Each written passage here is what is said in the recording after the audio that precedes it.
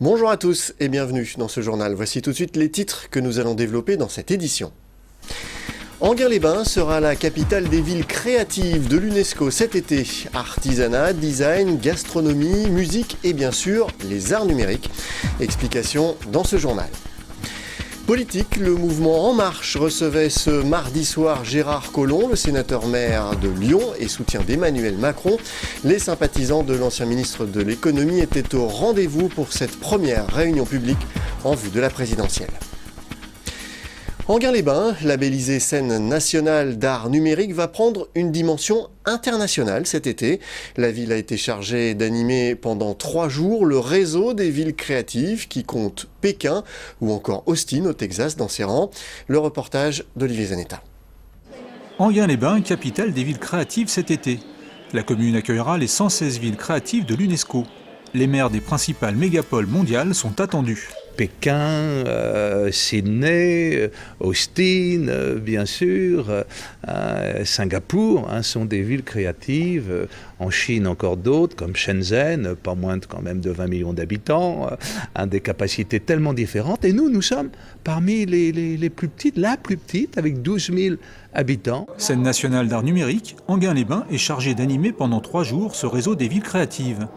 Un rendez-vous ouvert au grand public. Nous sommes vraiment leaders pour être vitrine de la créativité, des originalités de nos autres partenaires, des autres villes, dans leur catégorie. Donc il y aura en quelque sorte 2 vitrines, celle de nos collègues des villes créatives, et deuxième vitrine de ce qui se fait ici, chez nous, en Val d'Oise, avec nos incubateurs merveilleusement inventifs. Ce grand rendez-vous des villes créatives se déroulera du 29 juin au 2 juillet.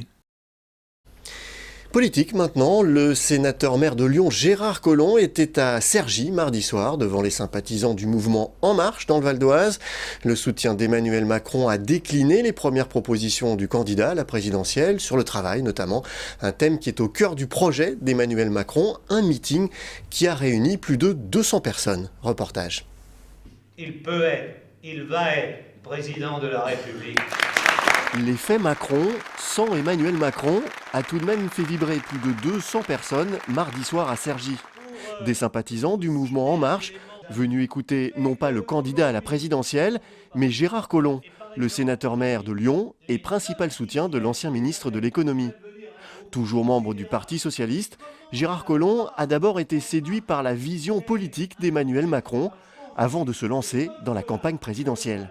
J'ai rencontré un jour Emmanuel Macron et il y avait beaucoup d'hommes politiques qui me parlaient de la France du siècle dernier.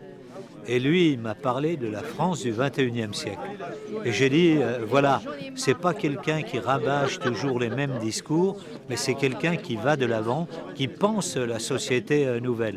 Alors après, nous avons échangé et j'ai vu que d'une certaine manière, ce que j'essayais de faire dans ma ville, dans ma métropole, il voulait le faire pour la France. Et j'ai dit, là, je suis derrière lui, je me mets en marche. Pour sa première réunion publique de soutien à Emmanuel Macron, Gérard Collomb a présenté l'ancien ministre comme le candidat du travail, où économie et social ne sont pas incompatibles.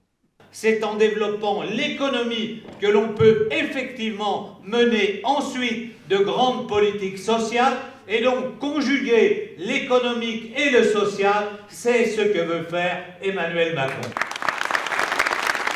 Dans le Val d'Oise, la dynamique Macron est réellement en marche, affirment les responsables du mouvement, qui revendiquaient 400 marcheurs en septembre. Aujourd'hui, il serait plus de 2700. De nouveaux sympathisants qui ne croyaient plus vraiment à la politique. On a des gens qui avaient baissé les bras, qui pensaient que la politique, ils y mettraient plus jamais les pieds, parce qu'ils avaient été déçus par d'autres partis. Et aujourd'hui, en Emmanuel Macron, ils retrouvent quelqu'un, moi j'ai tendance à dire des fois, c'est l'homme providentiel. Alors l'avenir nous le dira, mais moi je le présente un peu comme ça, c'est quelqu'un qui propose une alternative, ni droite ni gauche, mais un projet commun qui nous tient tous à cœur, et ce projet c'est la France. Les marcheurs du Val d'Oise espèrent bien faire venir Emmanuel Macron dans le département. Meeting, déplacements thématiques, rencontres, le format n'est pas encore trouvé, reste maintenant à convaincre le candidat. Politique toujours, le groupe de la majorité de l'Union et de la droite et du centre, l'UVO, à la tête du conseil départemental du Val d'Oise, lance son site internet. Un site qui se veut plus lisible que son ancien blog. Objectif, mieux mettre en avant l'action politique du groupe, notamment grâce à la rubrique Près de chez vous qui permet de visualiser au travers d'une carte les différentes réalisations du conseil départemental. Je vous propose d'écouter à ce sujet Gérard Saint-Billy, c'est le président de l'UVO. Il est au micro d'Angélique Poilet. Nous avons aussi, et c'est très important, une carte où nous pouvons informer l'ensemble des Valdoisiens de tous les travaux qui ont été réalisés ou financés par le département, rue par rue.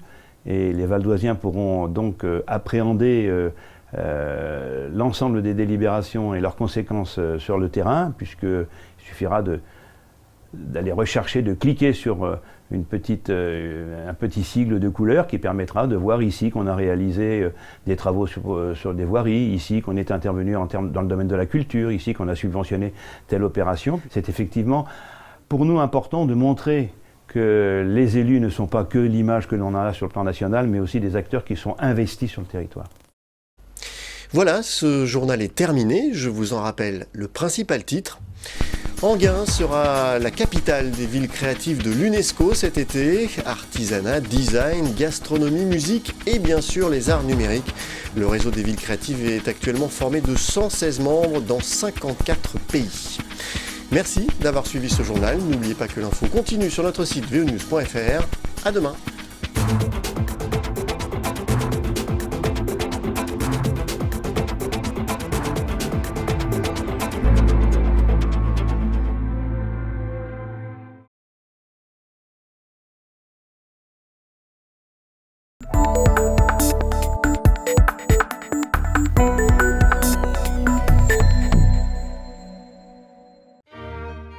Visiter le domaine de Villarceau, c'est contempler d'un seul regard 9 siècles de notre histoire.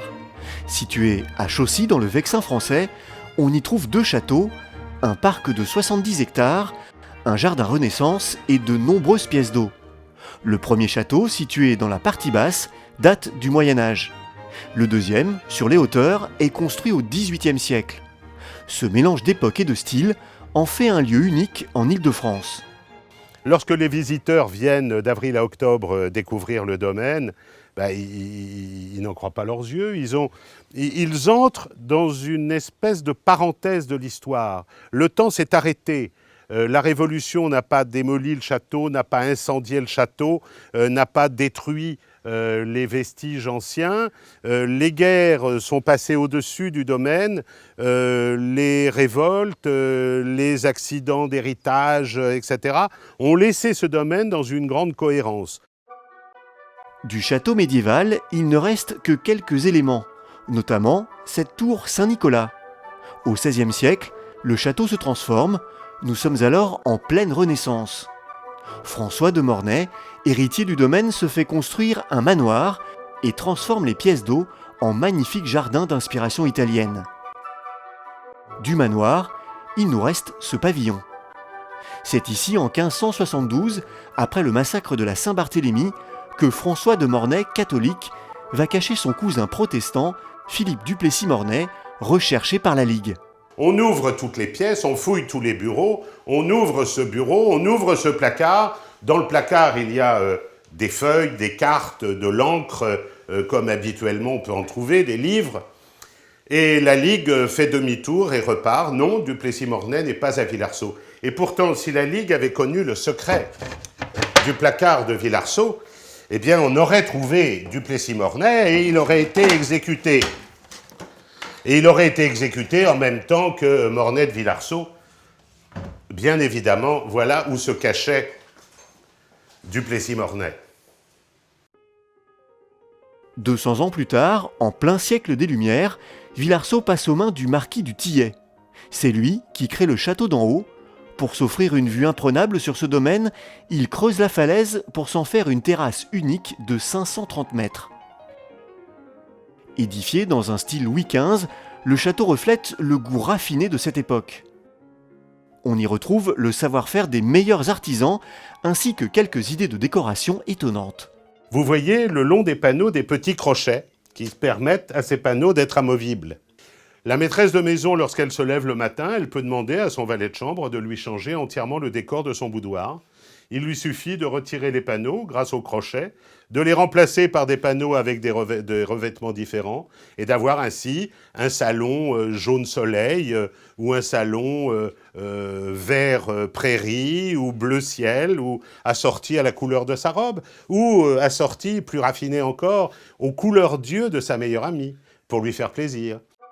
Le domaine est ouvert d'avril à la mi-octobre. L'entrée est gratuite, mais la visite est guidée. L'occasion d'en savoir plus sur la vie méconnue de l'un des plus beaux sites d'Île-de-France.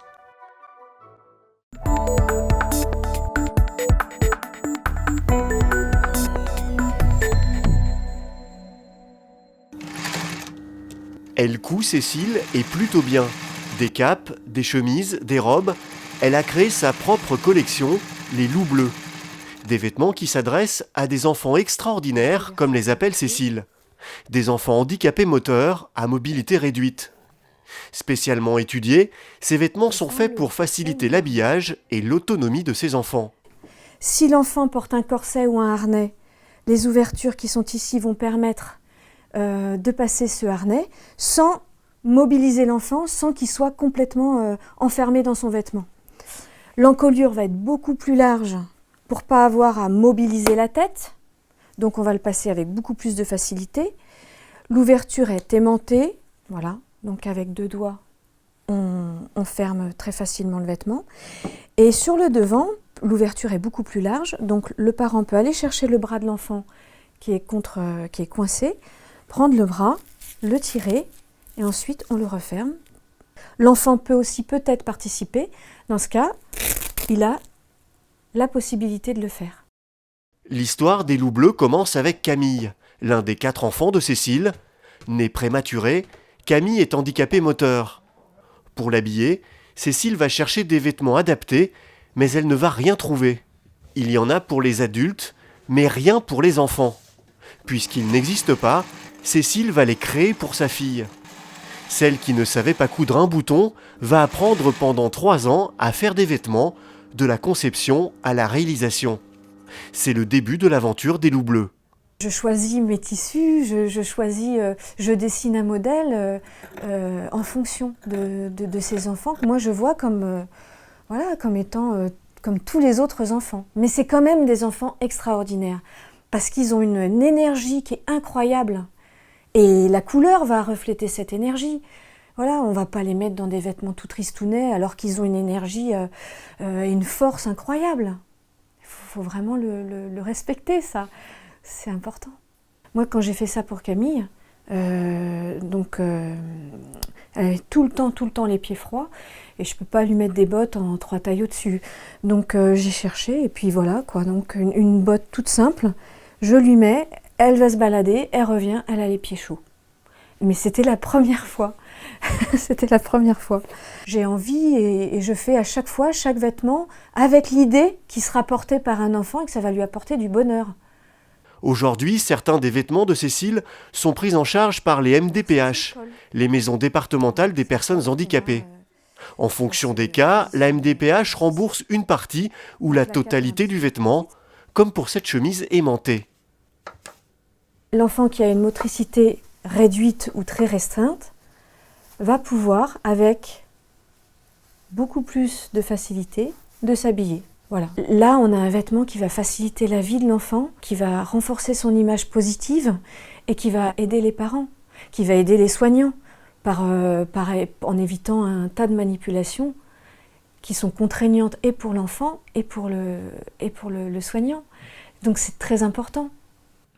Cécile vend ses vêtements sur son site internet, mais cherche maintenant des diffuseurs et des partenaires financiers pour se développer.